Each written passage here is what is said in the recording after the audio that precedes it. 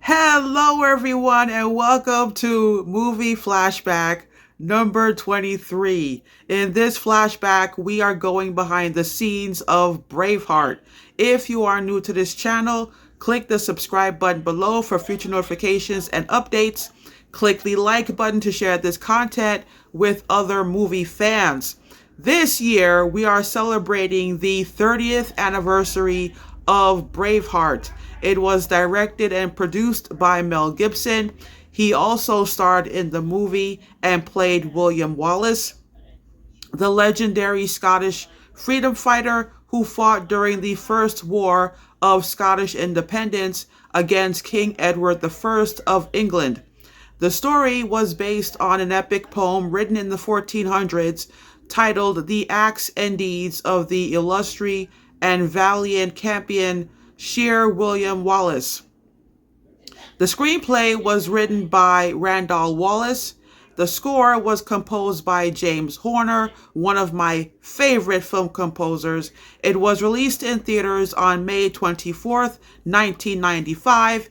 It had a $70 million budget, and it went on to gross over $200 million at the box office. The running time is a little under 3 hours. This movie came out when I was in high school, so you can probably figure out how old I am. But for me, this is one of the best films of the 1990s. To this day, I never get tired of watching this film. I lost track as to how many times I have watched this film. One of the reasons why I wanted to do this movie flashback is over the past 30 years, there has been a thought at the back of my mind that if people are able to watch a movie about a Scottish freedom fighter, people should be able to watch a movie about the Haitian freedom fighter Toussaint Louverture. What William Wallace did for Scotland, Louverture did for Haiti. So in a way, William Wallace was a man that I admired. One of my favorite scenes in the movie is a scene where King Edward tries to trap William Wallace in various ways, including sending his daughter-in-law, Princess Isabel of France, played by Sophie Marceau, to bribe him. The princess comes with an escort, but she decides to speak to Wallace alone. Take a look.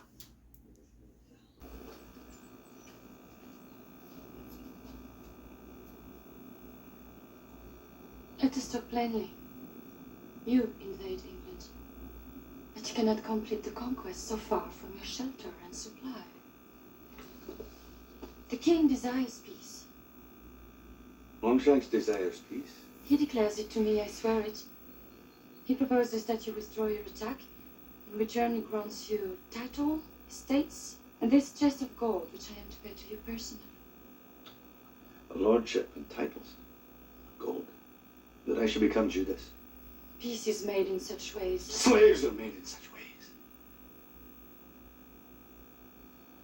The last time Longshanks spoke of peace, I was a boy. And many Scottish nobles who would not be slaves were lured by him under a flag of truce to a barn where he had them hanged.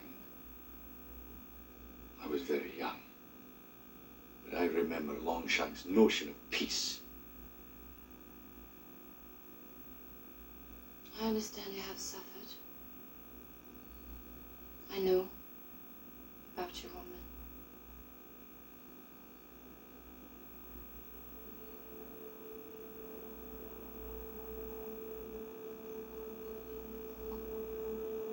She was my wife. Married in secret because I would not share her with an English lord. They killed her to get to me.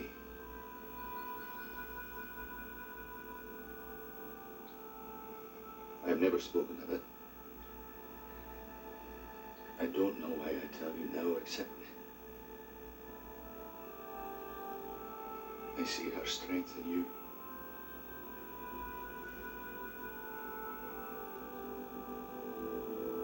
One day, you'll be a queen. You must open your eyes.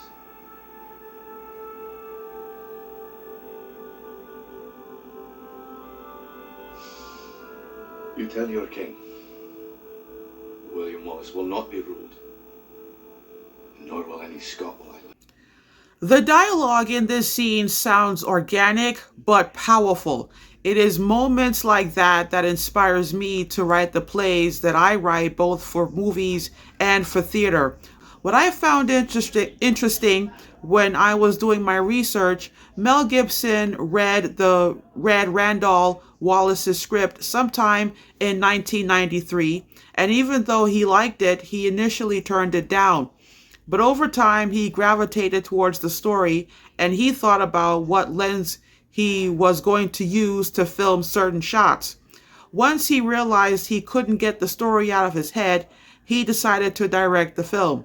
At first, he considered giving the role of Wallace to Brad Pitt.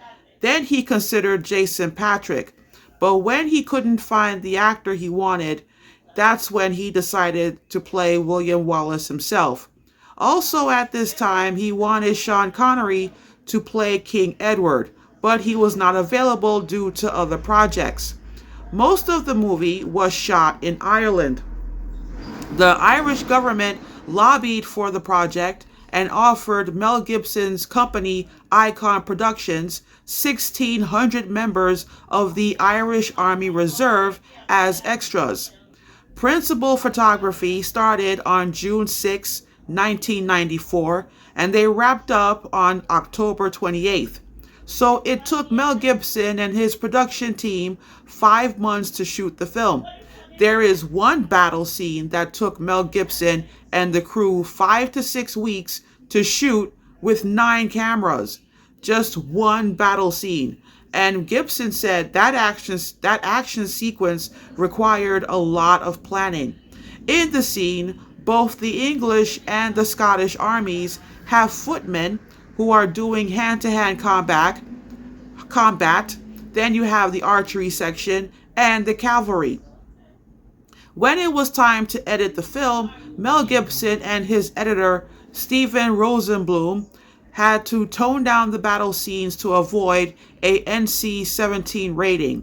The MPAA decided to give the film, in the end, an R rating. The first edit clocked in at 3 hours 15 minutes, but they were able to cut it down to 3 hours at the suggestion of the producers at Paramount Pictures, one of the movie's distributors.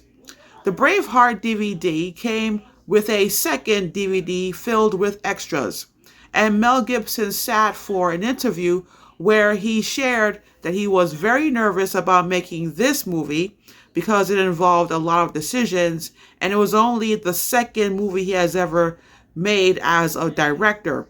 So he asked Clint Eastwood how he went from acting to directing. Eastwood said, "Don't worry about it because eventually your instinct for telling stories will kick in." So over time, Gibson became more relaxed in his directorial job. He also mentioned in the extra features that it took Rosenblum about 3 weeks to edit one of the battle sequences. I think this was the Battle of Falkirk. So it is interesting to learn how long it takes to edit an action epic movie. Braveheart went on to win 5 Oscars out of 10 nominations. It won awards for Best Picture, Best Director, so Mel Gibson won 2 awards that night. Also, it won for Best Cinematography, John Toll, Best Makeup, and Best Sound Effects Editing. That was at a time where the Academy gave out 2 Oscars for sound. So this movie is also on my list of my favorite movies of all time. Looking back, I think I always had an instinct for movies. If I remember correctly, I did not see Braveheart in theaters. I was a teenager, so probably at the time I didn't have money to go to the movies. So I ended up watching the movie for the first time on HBO, where at the time you had to pay extra to watch new movies. At the time, HBO was not included in the regular cable bill. So I saw it for the first time at home, and I was in shock as to how great it was.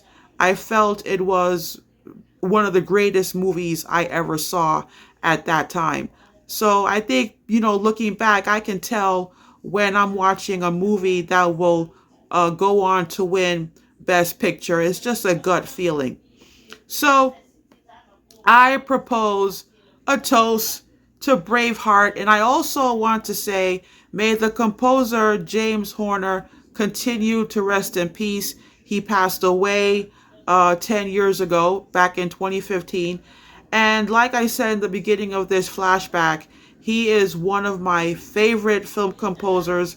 He also composed the soundtrack to Titanic and The Mask of Zorro, starring Anthony Hopkins and Antonio Banderas.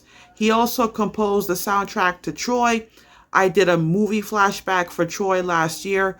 So at one point in my life, I was listening to James Horner's music. At first, it was on a cassette player, then a CD player, then an iPod, and now I listen to music on my phone, the same phone that I use to shoot and edit my movie flashbacks. Yeah. But anyway, James Horner's music has been part of the soundtrack to my life. But yeah, every time I watch Braveheart, I always get butterflies in my stomach when I hear the music. It is such a great piece of music, and I can't express how much I love it. So, cheers. And that is all for today, my friends.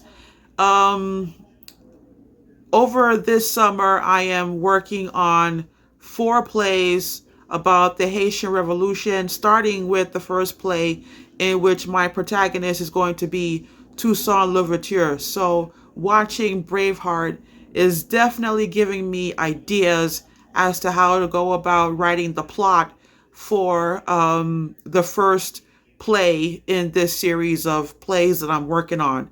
Um, so I'm just really excited, and I'm looking forward to writing these series of plays. Once I start the first draft of the first play, I have to keep going until I get to the fourth and last play. So I have to write this play in one shot, and then once I'm done with the first draft, then I can go back and edit each play. So thank you all for watching as always, and I will see you next time with another movie flashback. Take care and God bless.